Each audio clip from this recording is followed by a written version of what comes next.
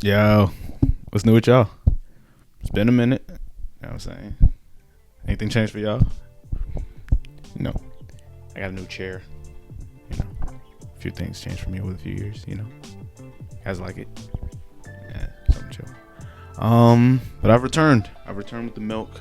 I'm back, and I kind of want to talk about wrestling again. As you can see, got trusty belt. Same belt from a couple years ago to fit the theme. It's the only wrestling belt I have. Sorry. But I don't know. It was WrestleMania weekend, and I was taking notes on matches, and I kind of felt the urge to turn on the camera and talk about it again. So, hey, we'll shoot the breeze, talk wrestling for a little bit, and we'll get right into it.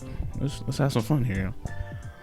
So, I guess we'll get right into it. First, I want to start with the Stand and Deliver matches. Of course, I watched that first as a part of WrestleMania weekend. And I guess we'll jump right into it. The first match was a tag match. It was Corbin and Breaker versus Axiom and Nathan Frazier. I thought this match was really good, really exciting, fast paced. This is like exactly the type of match you want to open a wrestling show.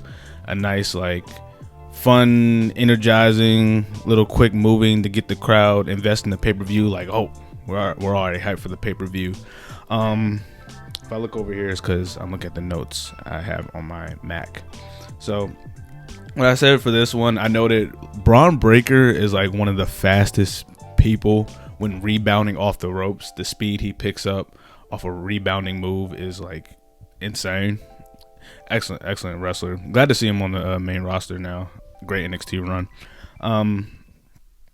Like I said, great, fun, fast-paced match. Exactly what you expect to get the crowd invested. Also, spoilers ahead. Sorry, but the champs retained. But if anyone saw from NXT, I think Frazier and Axiom ended up picking up the belts anyway. This recorded way after Mania, by the way. I'll probably put in the editing thing when I recorded this. But in terms of a grade, I'm gonna try and give a grade for it. Every match I review. But I want to say not to put too much emphasis on the grades and kind of just want to have fun with it. I kind of make it like a loose thing because I'm not too sure to what to do it. I kind of think of it as Anthony Fantano, the way he grades things. I don't know, not all sevens are created equal. He say light 7, decent 7, strong 7. I don't know. I might fiddle around with the grades as I go on. If I continue to do this consistently, who knows? I might disappear for 10 years next time. But yeah, I'm gonna go with the B plus for this. And instead of doing stars, I'll rank it from F to S, kind of like a tier list. I feel that's easier for me. It feels like I have more options and range with a ranking system when I have grades instead of just 1 through 5 star rating. But but yeah, I'll give this a B plus. I'm reserving the A's for something I think was really good, and the S is probably greatest all time to me. But yeah, B plus, good match, good fun match. So the second one I have here was the North American Championship Triple Threat, which was Dijak, Briggs, and Obafemi, the champion going into it. And I must say this match exceeded my expectations.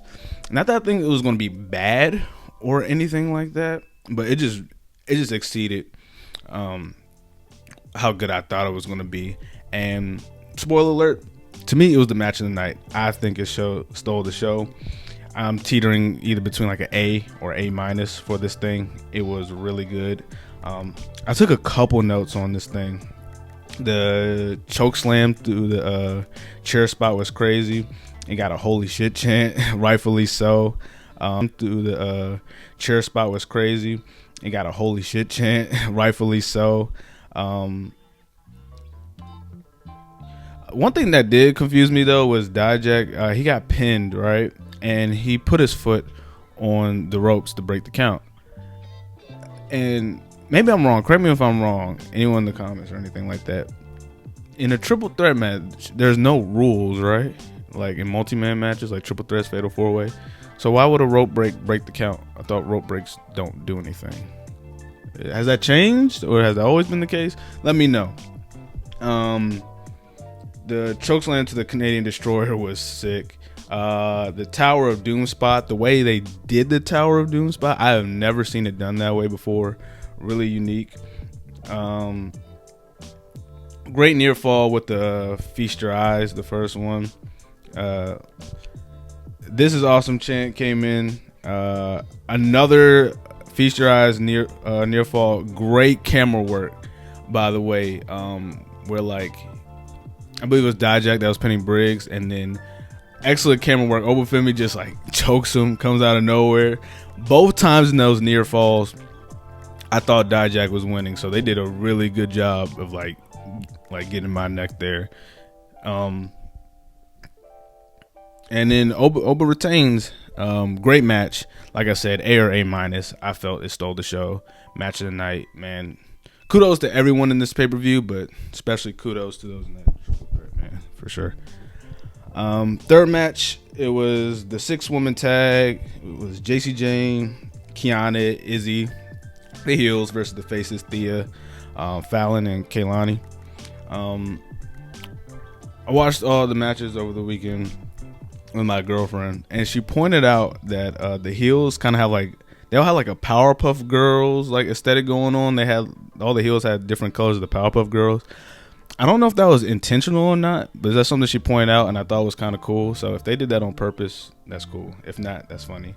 Honestly, I don't have too much to say about this match. Not that it was bad or anything, but it was just like a chill match to keep the pay-per-view going.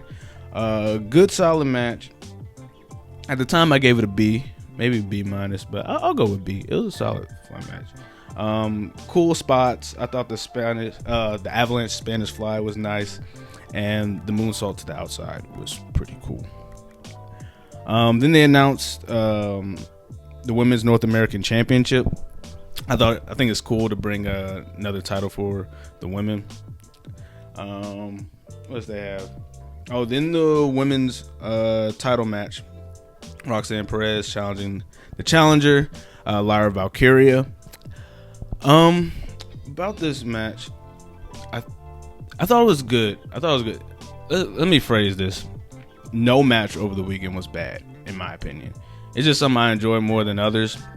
And as I was happy to see Roxy get the win, this might have been my least favorite of the night. I remember giving it a C+. It was a fine match. I think the last 5 to 10 minutes was really kicked up. That was the most interesting for me when they started ramping up a bit and some near falls here and there. I thought it was pretty good. I'm a fan of the title change too because I like Roxy, but I like Lyra too. Yeah, it's all a good match. Another thing was seeing Julia. They saw her at the NXT Stand and Deliver. She was in the crowd. I was like, oh yeah, she's getting signed. So that's cool. Julia from Stardom. So they should have some fun matches. So then we move on to the penultimate match of the afternoon. Was Ilya Dragunov defending against Tony D'Angelo for the NXT Championship. Another good solid match. I'm giving it like the B range as well, I think. In terms of pure intensity from a wrestler, there is few that match Ilya Dragunov. Like his intensity like really brings you with him, and I love his moveset. It's so hard hitting and striking. Every time he hits an H-bomb, I'm like, it's like the coolest thing ever to me. But again, Ilya's brutal moveset, the Avalanche belly to belly was cool. The H-bomb through the announce table was dope. The top rope powerbomb catch. I think he might have been countering a H-bomb, Tony was, but it was nice. The top rope H-bomb finish was nice as well. And Ilya retains like I expected. Nice, chill match. Again, I think I'm going to roll with a B. And now to the main event. And I'm glad this was the main event. this was the story I was most interested in and most invested in, which was Carmelo Hayes versus Trick Williams. It was funny because I like them both, but Melo is like my favorite NXT wrestler. I think he's really cool. I liked him ever since he won the breakout tournament. And fun fact, he liked one of my tweets back in the day when I said he was going to win the breakout tournament years ago. If I could find it, let's see if I could find it. But I have to dig deep. But I thought that was cool. But yeah, and my girlfriend, she was kind of rooting for Trick because she really likes Trick. But yeah, the hype package for it was cool. I like how they got like wrestlers from Raw and SmackDown to hype it up and talk about in the hype package. Like Randy was in it, Punk was in it. I thought that was cool. Really got you like excited and invested for the match more than you already are.